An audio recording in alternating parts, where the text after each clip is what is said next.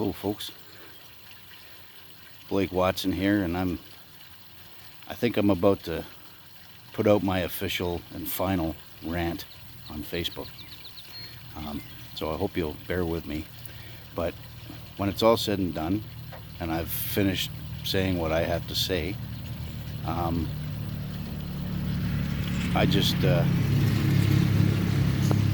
ask that you understand that my frustration and my concerns and my cares and my passion aren't selfish. They're for everybody out there that I think deserves better. Here it goes. I hope you stick with me. Anybody who knows me knows that, growing up, we didn't have a lot, and I was raised by a single mother, and she did the best she could under the circumstances, living in poverty, living poor. We were, she was working and working poor. But anyway, I'm not going to dabble on any one of my points any real long, because like I said, this is unscripted, and I don't want to bore you. But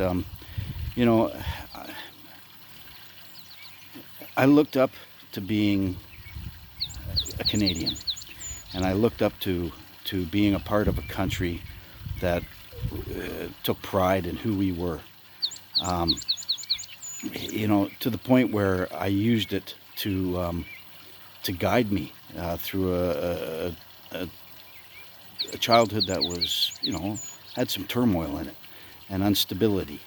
And, I grasped that concept, and I used cadets, and I used the military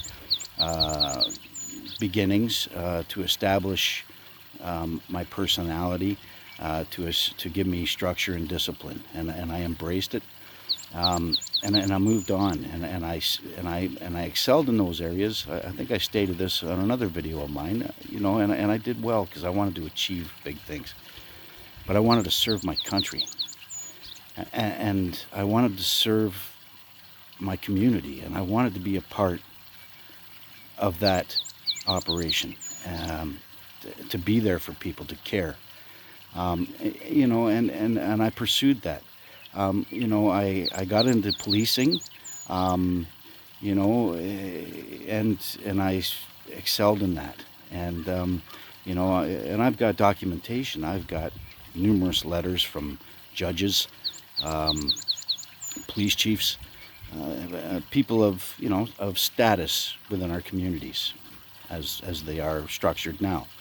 And I was excelling in that. And then to move forward, that career was stolen from me. And I'm not going to dwell too long on that, because a lot of people know how I feel about that. But, my career was taken, and for protecting a child. So, and then as I tried to reestablish myself within that career, because it was my life and it was all I ever wanted to be, because I wanted to serve my community. And I wanted to be there to make a difference, because I cared. At least I thought I did. But I guess I didn't care enough in the eyes of those who lead us. So my career was taken from me for protecting a child. So as I struggled to regain a footing, I stayed on the straight and narrow. I was a devastated man. They took everything from me when they did that.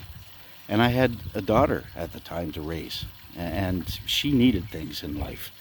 And I wasn't a full-time father to her. That's more baggage that I have. But and past, that's nobody's business except for mine and those involved. But the reality of it is we all have our issues, and when I say that I'm speaking on behalf of myself, on behalf of everybody out there, because we're all in the same boat. And you'll see when you get to the end of my rant. So I had a daughter at the time who needed things in her life, the necessities of life. And I provided those as best I could, even though I was robbed of a career that was my entire life. And I had to readapt in society, and I did so. And I did so without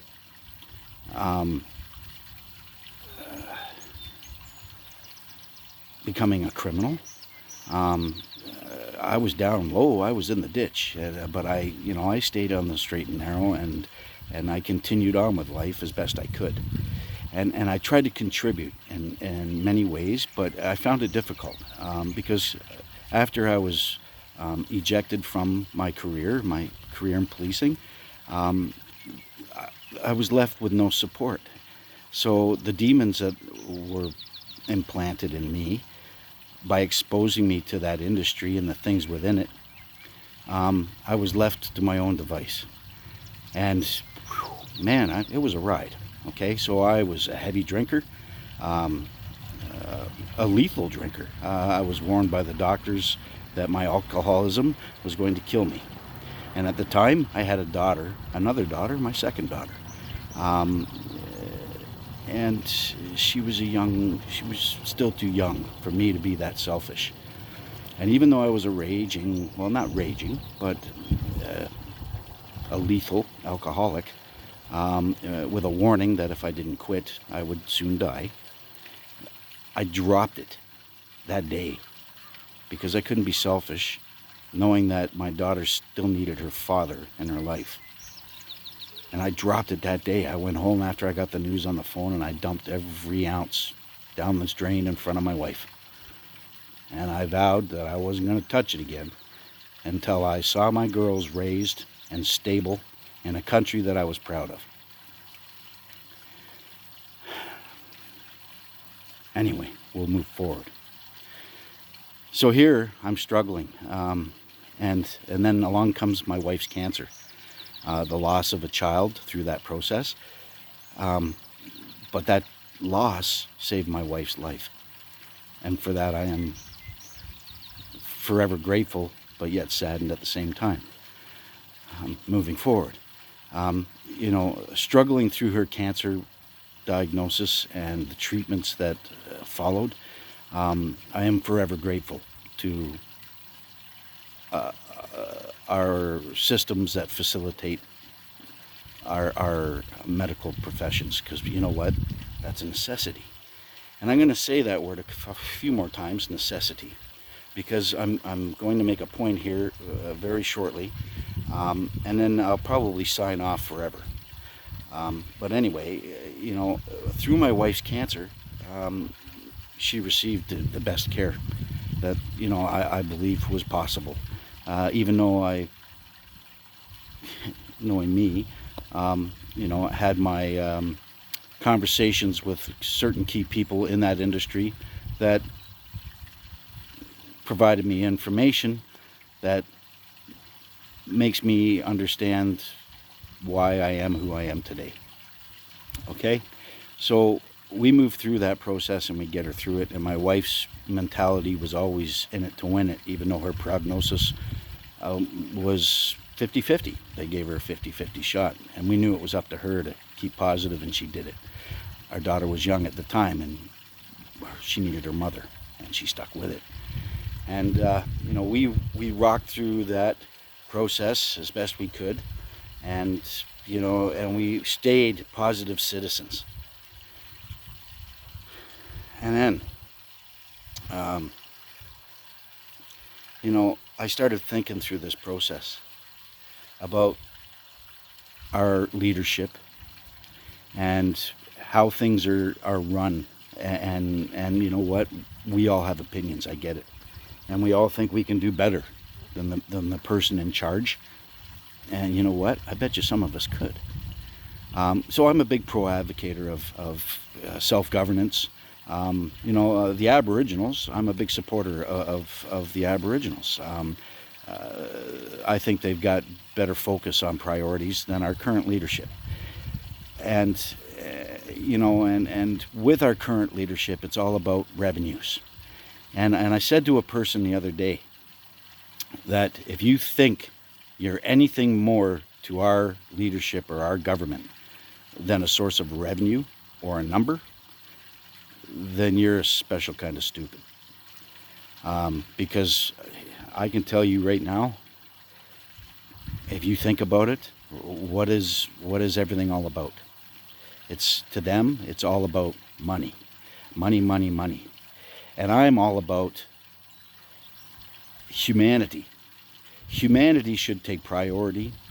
And now that we're getting smarter and people are getting a voice, which, by the way, you give away when you vote, okay? And that's just my personal opinion, because as soon as you give your vote away to some other person to take the role of being a leader for you when you should be leading yourself, takes your voice and says things that you wouldn't say, and you start bitching about it, right? And then next thing you know, you elect another one in there, and 6 months later you're all bitching about that one too. Okay, so when do you break that cycle? Okay, because, and I'm sorry, like I said, it's a rant, and it's opinionated, and that's who I am. But you know what, I'm going to get it off my chest, because this is, like I said, could be my very last post on Facebook. So you take an organization that just sees money, and then you wonder why we have the people in the streets the way we do right now, both living and protesting. You wonder why we have crime and corruption, because it's about money, and they're forcing people, they're prostituting people in order to make it, and it's not right. Where I believe humanity should take priority over everything, and individual needs should be provided for the sake of humanity. Everything basic that's needed for necessity of life should not be capitalized on or profited by in any way, providing it to the people. We are all in this together, people say. Then be in it together and make sure that everybody has a base foundation to which to thrive. Housing, food, education, but chosen education by the person, by the people. Shelter, food, education, healthcare. Yeah, we're doing pretty good in that in Canada, and I'm still proud of that. We've got some great people in that organization and some smart people. And, it's not perfect, and nothing is, and I'm not. Nor do I ever proclaim to be, but nothing is perfect, and things can always be improved upon. Like the Trapper's Cabin here, the place I like to call home.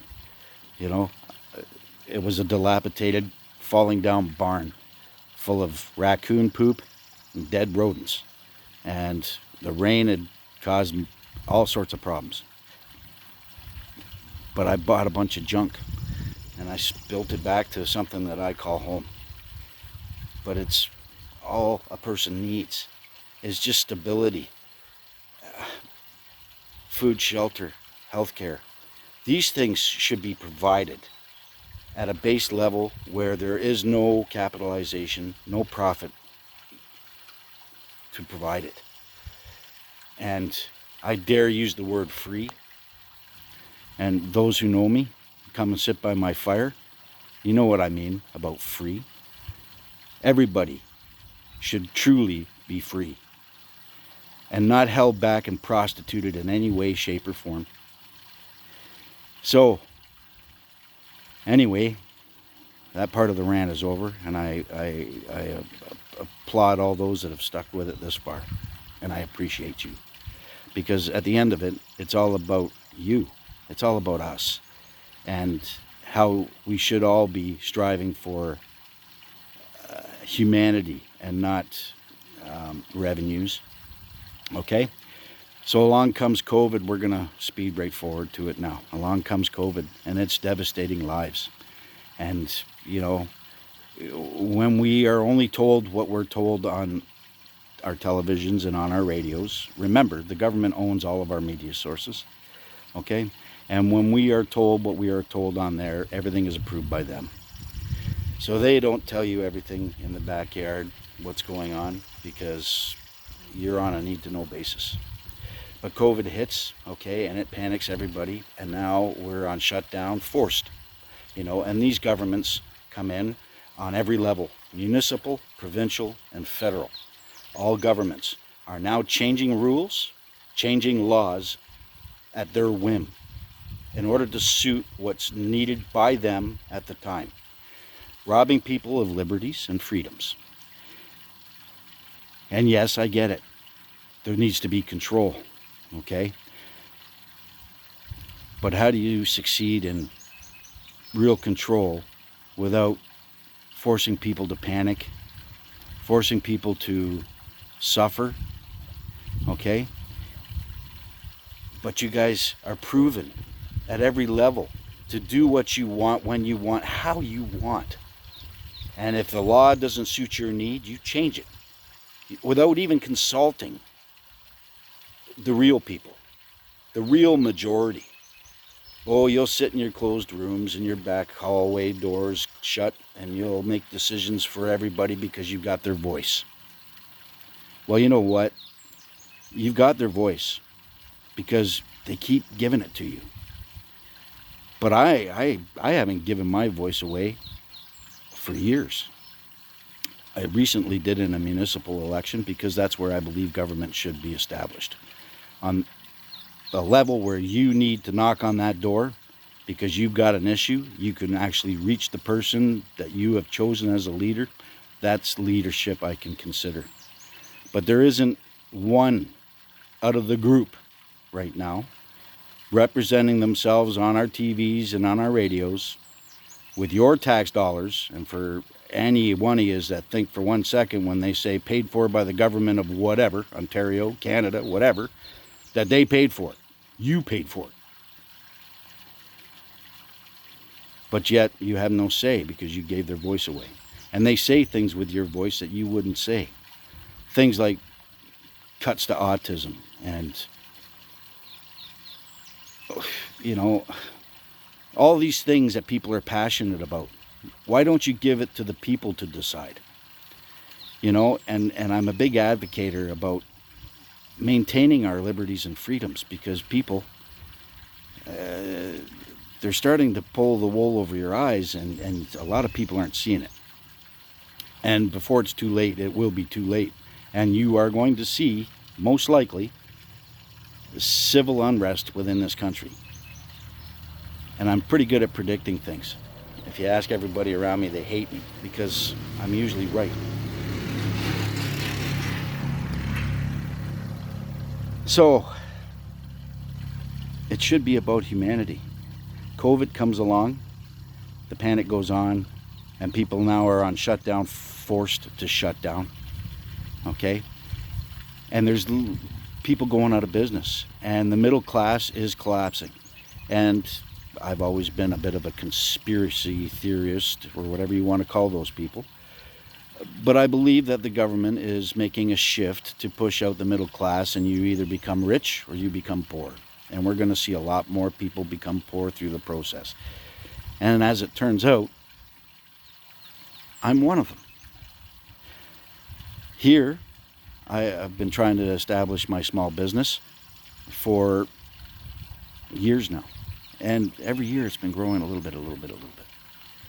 And it, but it's been just me and my wife is a supporter. I do it all. She works full-time at another job. Or almost full-time.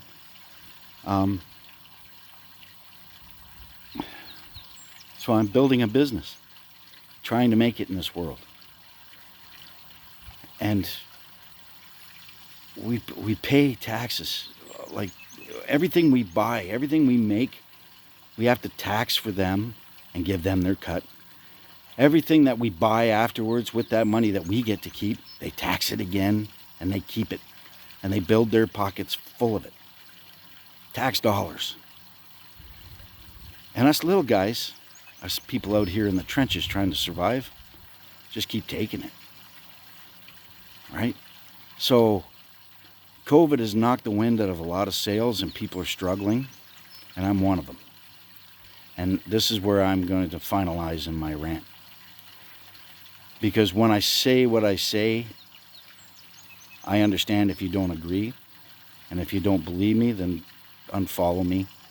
Don't look at me. Don't talk to me.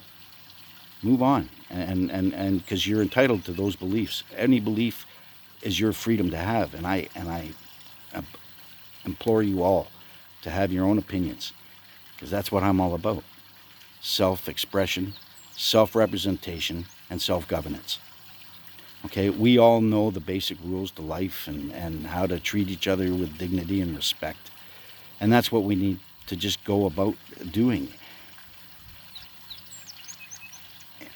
And to take charge and stop being so dependent to a government who is just prostituting you. Okay? So, strugglers out there need to make a stand, and today I'm going to be making a stand. I have a phone call to make today to Revenue Canada. My business is gone for the most part. I'm still struggling. There's still customers that I service, but like everyone else, all of you, I'm hurting.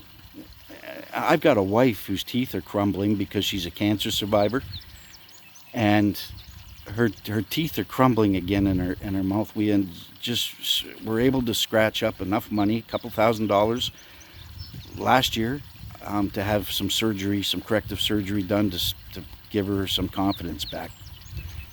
And I've got a daughter with the same, two daughters actually. One's an adult now, though I don't need to worry as much about her, but I still have one that's in my care and custody. And she's a great kid, and I know she has some things that she would like done too. We haven't seen a dentist in almost 10 years, some of us. My daughter's been, just recently, but we're all struggling, and we're all fighting to stay afloat in a country that I'm losing hope in. And I've lost my business. I'm down.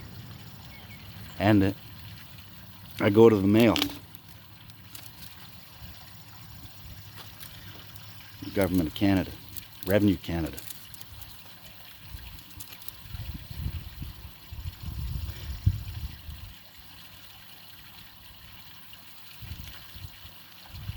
After assessing my taxes, they believe that I owe them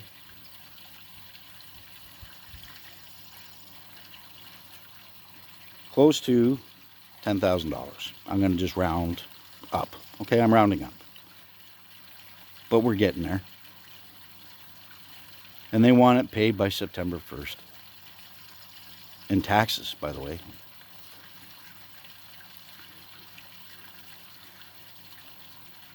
I eat blade steak, people. I don't live a lavish life. I got a van that needs brakes on it that that we need to drive around in. And the brakes are metal on metal. I've got a wife who has medical needs that aren't covered. I've got mouths to feed, a couple of pets. I'm living a luxury life. In an old barn that used to be full of dead raccoons and rat shit and everything else. That I had to build with my own two hands, by the way, out of discarded junk. I'm not living a lavish life, and neither one of us really is, except for the rich, the gover-rich, I call them. They all seem to have everything looked after, and it's on our dime. So why are we fighting homelessness and battling for these funds for people that don't have anything, when out of humanity they should have everything like everybody else? A solid foundation, a platform to which we all can thrive greater if we so wish, but at least the bare necessities. I'm going to have to fold my business now because of this. or figure out ways to make money, most likely underground.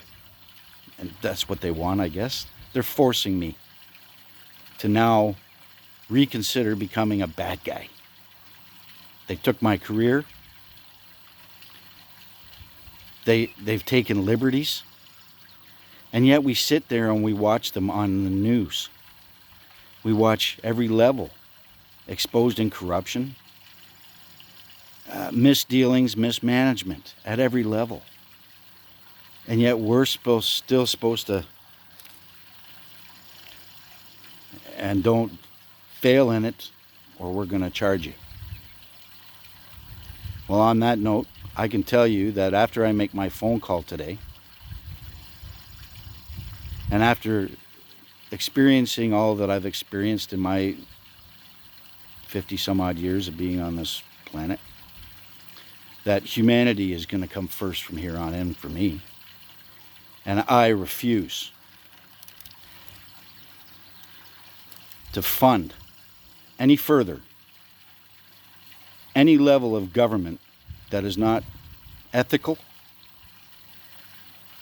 and putting humanity priority one before anything else. I'm not feeding into a corrupt criminal organization any further, where leaders are breaking laws, and yet I have to follow them, and it's not ethically going to happen while I'm in charge of my faculties. I'm not paying any more money to you people, the government, so I apologize to whatever Revenue Canada person I get on the phone today, but you know, I know you're just doing your job, and I apologize. But I'm going to sign off now, folks. Just reminding you that we're all literally in this together. And if you keep funding and giving your voice away to others to do with as they see fit, then please stop complaining about what you're getting in this world. Because I, for one, they've set precedents.